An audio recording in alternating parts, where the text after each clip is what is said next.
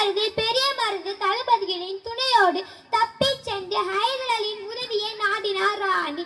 இவரது வேகத்தையும் விவேகத்தையும் எஞ்சிய ஹைதர் அலி அவருக்கு உதவினார். 7 ஆண்டு காலம் திண்டுக்கல் கோட்டை, விருப்பாச்சி கோட்டை, ஐயம்பாளையம் கோட்டை என இடம் மாறி மாறி முகாமிட்டு ஆங்கிலேயர்களை எதிர்க்க தக்க தருணம் பார்த்து கொண்டிருந்தார்.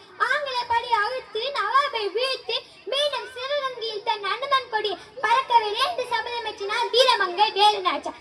எப்படியாவது அவர்கள் தாக்கி வீழ்த்த வேண்டும் என்ற நோக்கத்துடனே 1780ஆம் ஆண்டு ஹைதரின் படைமை தலைமை ஏற்றுக்கொண்டு ஒரு திட்டத்தை செயல்படுத்தினார். அது என்னவென்றால், விஜயதசமி அன்று ராஜேஸ்வரியன் கோவில் பெண்கள் வழிபாடு நடப்பது வழக்கம். இதை அறிந்த வீரமங்கை வேலுநாச்சியாரும் அந்த மகளிர் படையும் கூட்டத்தோடு கூட்டமாக ஆடைகளுள் ஆயுதங்களை மறைத்துக் கொண்டு சிவகங்கை அரண்மனை கைப்பற்றினர். நான் கூரைப்படியே சிவகங்கை அனுமன் கொடியை பறக்க விட்டார் வீரமங்கை வேலுநாச்சியார். ஜான்சி ராணி காலத்திற்கு முன்பே டெல்லியை நீடித்த முதல் பெண்மணி வீரமங்கை வேலுநாச்சியார்.